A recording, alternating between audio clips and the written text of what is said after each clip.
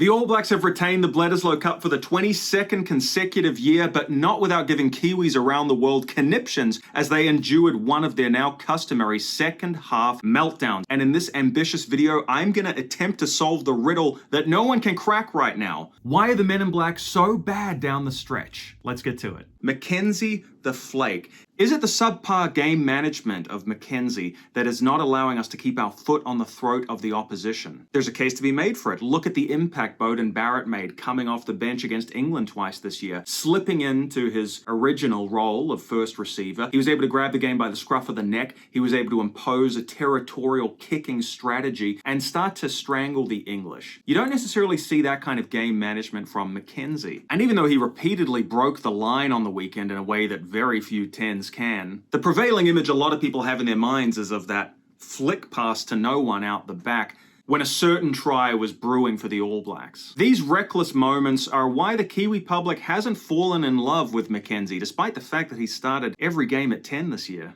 So is he the problem? Well, he's the problem and the solution, potentially. The reality is we know what we're getting with McKenzie. He's a running 5'8". Look at his stats. He runs more than any other 5'8" in the competition. He breaks the line regularly. Without his virtuoso attack, you wouldn't have racked up as many points as the All Blacks did in the first half. There has to be a place for this talent in the team, but maybe it's on the bench. The solution could be keeping Barrett at fullback and starting a more traditional number 10 like Harry Plummer, who admittedly won't break the line as much, but he just might kick the ball into the right corners of the field. And he might even do a better job of unleashing the talent outside him. Rieko Ioane, Will Jordan. The list goes on. The All Black backline is stacked, and despite the flurry of attacking rugby we saw in quarter one of the game on the weekend, you felt like the All Blacks outsides weren't really getting good ball in the second half. So a more traditional playmaker who might play the percentages more could indeed steady the ship. And then you have the option of injecting McKenzie into the game against a tiring opposition, and that could be where he makes the best impact. My feeling is that Razor Robertson is pouring a lot of experience into Damian McKenzie because he's hoping to get Richie Mo'unga back for the 2027 World Cup, at which time he will have Richie, Damian, Bowden, Stephen Perifetta, Plummer, a stacked depth chart of first 5'8". I admire Razor Robertson for persevering with McKenzie at 10. He has certainly improved this year, even if it is incrementally. But now it's time to start tweaking. Captain, not so fantastic. I'm talking about Scott Barrett. Now, I like to read a lot of different rugby publications to help cross-check my ideas, but sometimes an author says something that just really speaks to me, and I want to acknowledge them when that happens. Gregor Paul in the New Zealand Herald wrote a fantastic op-ed about the lack of form from Scott Barrett. Yes, he's going all right. Yes, he hit 1 million rucks on the weekend, but compared to last year when he was really the premier lock for New Zealand, he's not quite hitting those same levels, and that could be impacting his captaincy. Gregor Paul made a great case that Richie McCaw, the legend, didn't hit his straps immediately. You got to remember, after a couple years and a Rugby World Cup quarterfinal exit, the New Zealand public were calling for Richie McCaw to be demoted as captain. Yes, it took him about 3 years to really stamp his authority on the position. And what was crucial was that McCaw was in world best form at number 7. Anytime an All Black leader is at their best, it's because they're the first picked in the team on form. They can lead with their actions. Well, Scott Barrett has had an injury-plagued year. He missed about 8 weeks for the Crusaders. He had an unfortunate finger injury that ruled him out of a couple of games in the Rugby Championship. So Barrett hasn't quite managed to hit top form. But this was kind of a glass half full article by Gregor Paul. What he basically postulated in the end is that if Scott Barrett's form can jump about 20-30%, which he seems to have in him, his leadership will also carry a bit more authority. We can talk about the bench here, and yes, that has been flogged to death. It is the most obvious culprit in the All Blacks' second half malaise. But what I want to talk about here is not so much the lack of physicality, it's the lack of rugby IQ. You see, when the bomb squad shut us down in South Africa, it wasn't actually that they just out-muscled the All Blacks. We've got some big units out there. I mean, when you could put Tamaiti Williams on your bench, Asafo Amua, Luke Jacobson,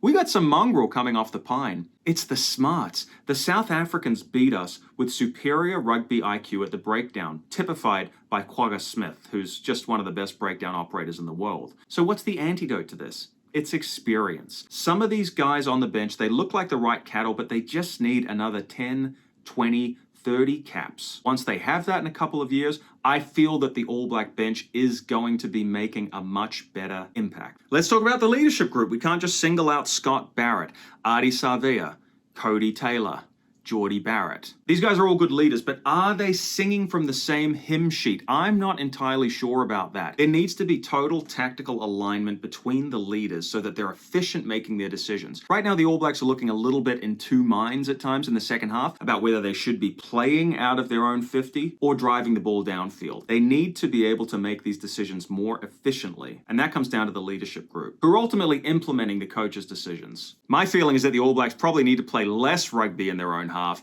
and opt for territory more often. When they've been able to do that, they close out games well. Look at the English tests. Beauden Barrett implemented a tactical territory game. The Aussies really got a lot of possession and territory in that second half. And I don't care how good an attacking team you are, if you're pinned down in your own 22, you can't do much damage on the scoreboard. Let's try and play a little bit smarter in the second half and not get ourselves into trouble down near our own back fence. This is the first time the All Blacks have been without Gilbert Enoka, the mental skills coach, in a long time. I just want to put this out there because he seemed to have a real gift for unlocking the potential of the players, opening up their minds, stepping towards pressure. Maybe the All Blacks are losing a battle inside their own heads currently. So it's worth mentioning this one because perhaps the mental skills coach on the roster currently isn't quite getting as much out of the players as Gilbert Enoka did. And finally, I want to leave you with a pretty provocative question. What if the problem isn't the last 20 minutes? What if the problem is the first 60 minutes? Why is it that the All Blacks were historically able to lift in the final 20? Well, it's because the opposition ran out of puff. I think that fitness levels are much more uniform in the top tier teams these days. But long after the advent of professionalism, the All Blacks still just seem to look a little bit sharper towards the end. And that's because they had physically drained their opponents with an onslaught of not just running rugby, but power play at the breakdown, around the breakdown, smashing through opponents. I had a look at a All Black squad, and a couple of names jumped out to me. Dane Coles, Brodie Retallick, Jerome Kaino, Richie McCaw, Kieran Reid. These are all players that were rapid around the field, but who had a real physical crunch. And I think that even though we're not far away, we're just not quite at that level of physical power in our squad. And for that reason, we're just not wiping teams out like we used to. They're still fresh towards the end of the game. There's much more parity. If guys like Wallace Satiti keep developing at this pace, there's hope that we're going to be able to bulldoze through teams a bit more. If Scott Barrett gets back to top form, if Shannon Frizzell returns, if we can find one more lock that has a motor anywhere near Brodie Retallick's, suddenly we're going to be looking a lot better. So the signs are there, but it's a familiar theme on this channel. I just think, unfortunately, we're going to have to endure another year or so of some tough losses. But the glass is half full. I think we're trending in the right direction. If I had to look at all of these factors and determine which is the most critical, I actually think it's this one here. I think we're not knocking the stuffing out of teams like we used to in the first hour, and therefore they have more in the tank at the end and are able to counter us. If we can just get a 10% lift in each of these categories, I think that the All Blacks' second half woes might become a thing of the past. What do you guys think? Comment below and let me know your prediction for the game on the weekend. I'll be back tomorrow to break down the team that Razor Robertson names, and I'll catch you guys then. Take it easy. Bye for now.